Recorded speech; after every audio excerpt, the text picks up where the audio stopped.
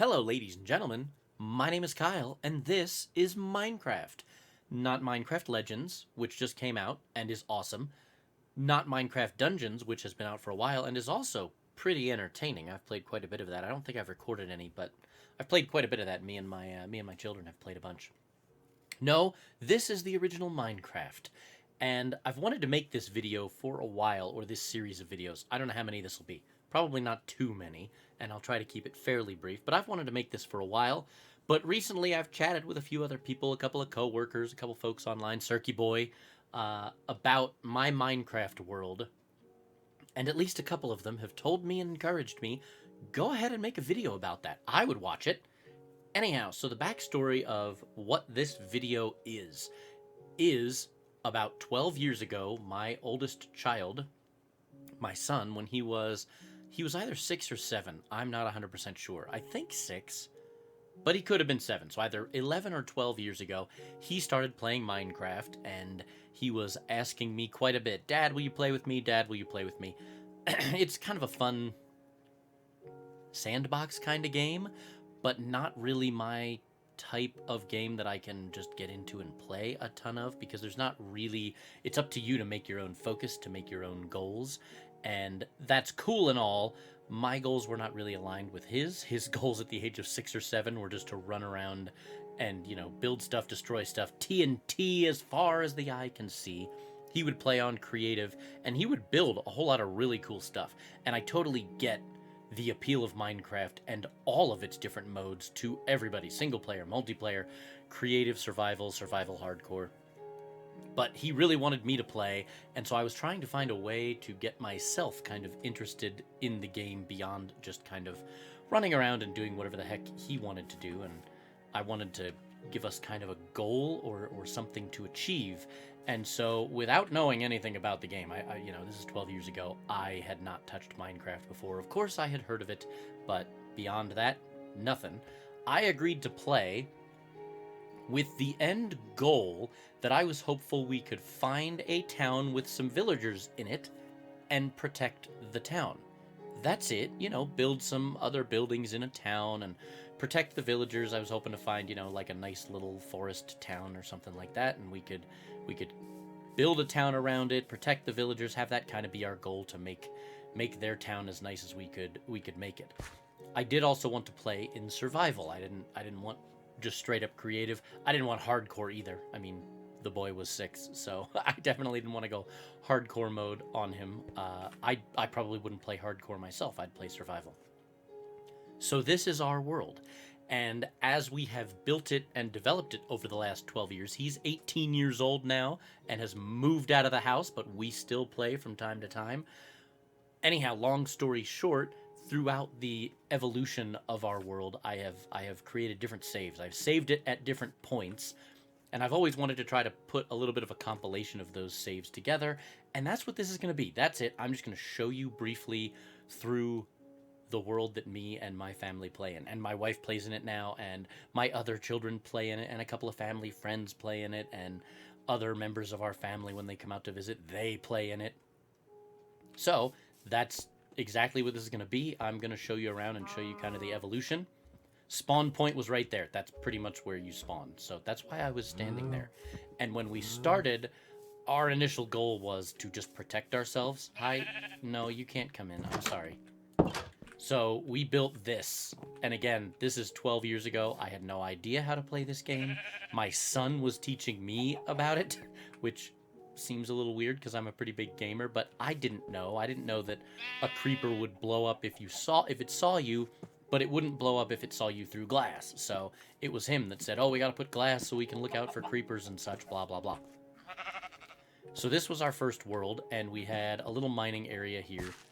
And I mean little. We just mined down a little bit to just have resources so that we could build. And again, it's nostalgic for me to come back to the beginning here. We had a room over here that my son built initially. This was the first night. I say the first night because it was a cool Lego set, Minecraft The First Night. Anyhow, this was our little room that we spent our very first night in. At some point, he was growing wheat Here, there was no roof, but eventually we did close that in, and there was a roof. We had a swamp biome nearby, and I was adamant about us trying to stay alive, and so I did try to keep us as safe as I possibly could. Again, he's 6 years old, and so I wanted him to be safe. So we stayed underground a lot. Had these little portals that we could look out of. Had this little room where we had chickens. Oh, chicken. No, get back in the... Nope. Nope, you cannot make it through the airlock. I taught my 6-year-old about airlocks so that we could keep the animals from getting out and about. And then down in this area, at the end of this hallway, we had what we lovingly referred to... Oh, we had another little area where you could come up at night and look around, see the creatures that had spawned, and not be killed by them, which was nice. Over here, we had what we lovingly referred to as the Mines of Moria, because the very first mine we found was indeed, at least... Hey, stop it. Why? Why? Was at least moderately impressive. It was very deep, a very deep gorge that stretched all the way, you know, you can see through to the surface there. And so it was a very large mining area, and I was like, wow, are all the holes in the ground as cool as this one? No, they're not. But this one was pretty cool. We mined out some extra cobblestone here. I would always place these cobblestones this way. So, again, he's 6 years old. These were guardrails, so he couldn't easily... I don't know why there's not one here. I don't know why I just put that one there. Because this is not going to be played again, probably. At least not for a very long time, because, again, this is part 1. But we always had guardrails, so it was tougher for him to fall off of the edge or anything. And that's about it. That's as far as we got. So that is part 1. I will jump right into another world save of ours that's just a little bit further along and show you what we ended up finding, because we did find a village. It wasn't exactly as I had imagined, but we did find a village. I'll be right back. So once again, starting at the original spawn point. And I won't start at the original spawn point every time. Probably this will be the last time I do, because it's quite a walk to get where we eventually were. So I did have it. If you look in the far distance, you can see a tower with some torches on it. I kind of had the mandate that anywhere we went that was a great distance, we would build large towers with torches at the top so that you could kind of find your way back. I thought that was a moderately good idea. I don't know. We did have, I don't know if I showed this in the first video, this was a bit of a tower kind of thing.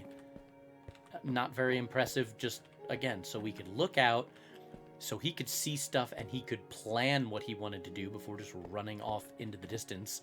With creative, you can do that. You can just fly off into the distance. In survival, it's a little bit trickier to just run off and leave your home base and lose it and never find it again and blah, blah, blah.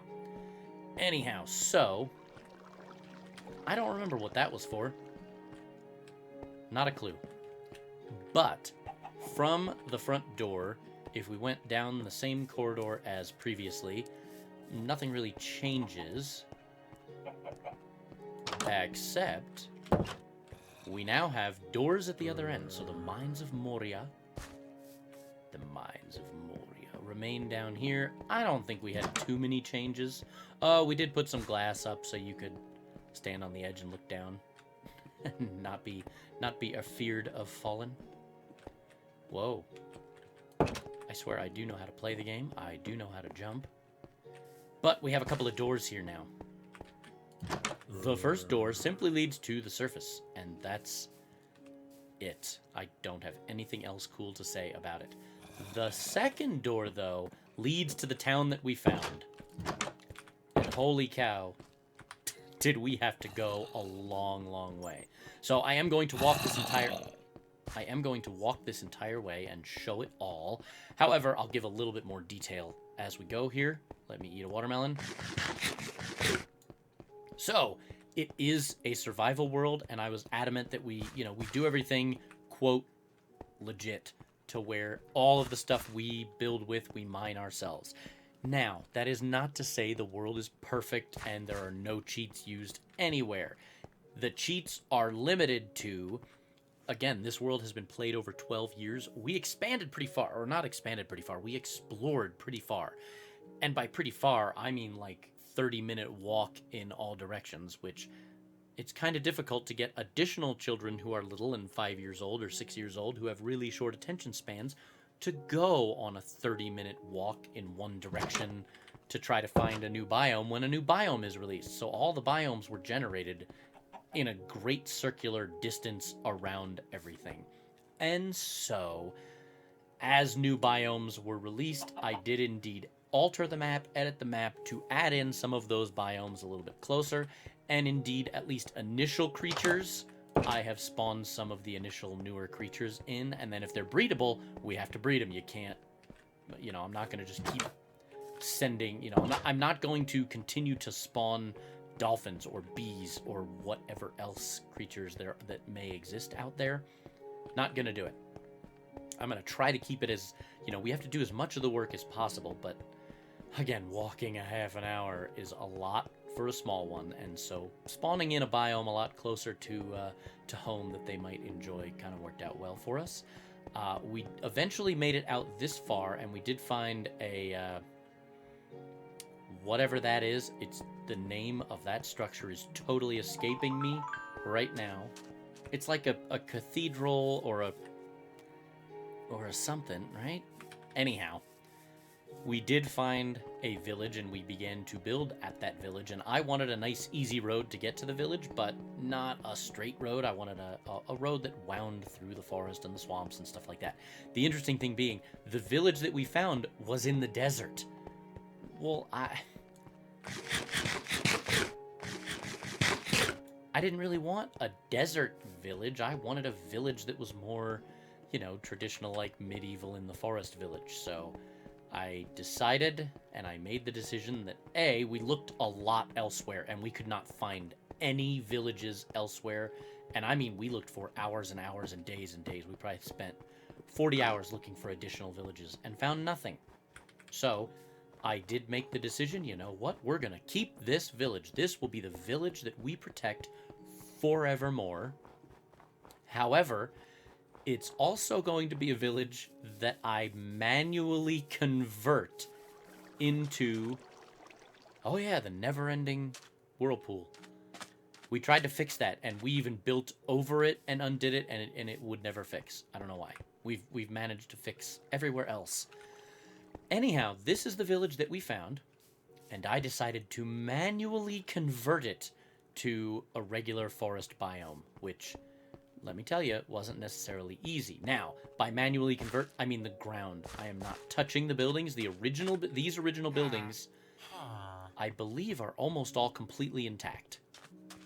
12 years later, I think all of these buildings are still here. We'll see, for sure. I'll be able to show you in a little bit. So, toward the back of the town, we have this tower. This became my oldest son's tower, and he built it even higher than this and way underground. And again, it's quite nostalgic for me to look back at this place like this, because it's so different now, as you'll see. Anyhow, this was to be the moat that I was digging out. I was going to dig a moat literally around the entire village. And I even began to fill it with water at the corners just to kind of act like I was making progress, even though I really wasn't making a ton of progress at this point. But there you go. This is as far as we got. Or this is as far as we had to go from the original spawn in order to find a village. And again, desert village, that's okay. I will convert it over to a forest village, and we'll go from there. But, like I said, all of these original buildings, I'm pretty sure every single one of them is still standing. Maybe not that one, but we'll see in a minute. This was the first structure that we built here, just so that we could kind of spend the nights here and start to keep our stuff here. Had a nice little armory, or not really an armory, a tool shed, toolboxes. Yeah, we didn't have an armory yet. We just kind of tossed armor in different places. My son, by the way, was incredible at finding diamonds. You just mine down and then mine out. Okay, son. I kept doing it. To this day, I'm still not great at finding diamonds, but whatever. Anyhow, this has been going about 20 minutes. I'll do one more part in this first part, and then I'll do another video after that of additional parts. But I will be right back yet again. Okay, so moving forward in time a bit, eventually I did build a couple of houses along the path, like a little itty bitty town. I think it's only like 2 or 3 homes, but I don't think that was here yet. We still don't even have a look. The moat works. Bye bye. We still don't even have a road that goes all the way to the town entrance, but the town entrance does look better, doesn't it? I thought it did, and we have some trees going on in there, much more buildings, and some walls are even up. At this point, I believe the moat was filled. Let me work on that audio. I don't know how loud that actually is coming through. Oh, that's not too bad. Let's set the volume a little bit lower. It's really loud in my ears, but it might not be for you guys. So this is how the town looks now, which is a lot different. So now we have grass and we have trees, and we turned this into absolutely a tool shed workshop. We call it the workshop. I always forget what the name of it is. These eventually hold food. Yeah, this one holds food now. And then upstairs, you had a little sleeping area where you could rest and you could look out over the town, which is very cool. But indeed, all of the original buildings are still here. The garden is not. And we do have some new brick houses up, which is nice. Again, I wanted to expand the town as we went. We did change up the well a little bit, but all of the original buildings are still here, and like I said, I believe they're all still here to this day, except this one. I think I tore that one down. But all of the rest are still up. The highest point I believe that you could get from our building, obviously you get up there, but the highest point building-wise was up there to look out over the entire town.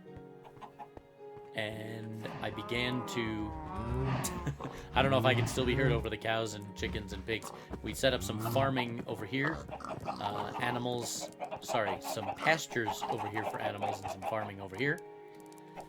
And I dug out underneath and kind of made a nice, I don't know, a baths area. If you wanted to take a bath and relax, you could do so right here. And this structure is still here to this day. A lot of the rest of this is different at the moment, but not too different.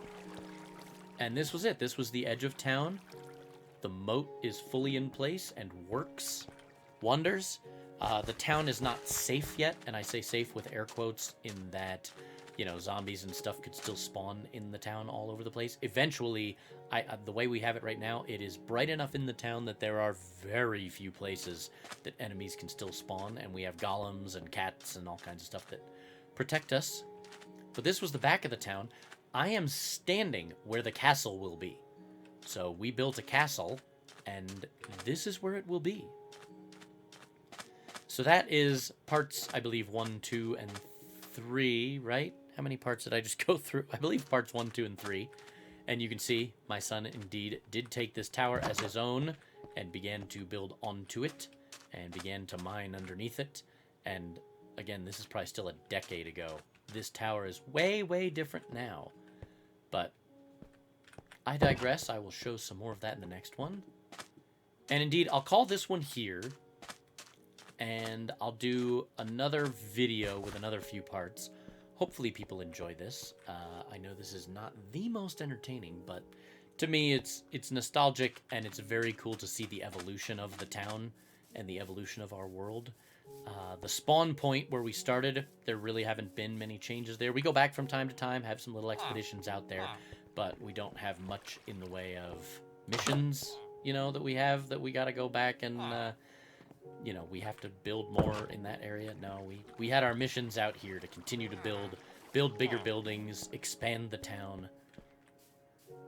Hopefully somebody enjoyed this. Oh, we do have the armory. This is the armory. I should show that off. We have an alchemy lab as well. I know, it's not fully built. It's fine. This was the armory. And so we had weapons, we had armor, stuff like that. A draft. And then upstairs, you could look out, but it's not sealed or anything. You could look out and actually attack as if from a guard tower from here. And my children have always loved shooting from out here at whatever enemies there may be. Hi, guys. Anyhow, I would like to thank everybody who decided to watch today.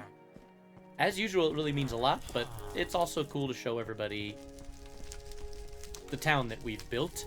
And again, it is so much bigger than this at this point. It extends probably 30 or 40 blocks that way. It extends beyond the moat in all directions at this point, 12 years later.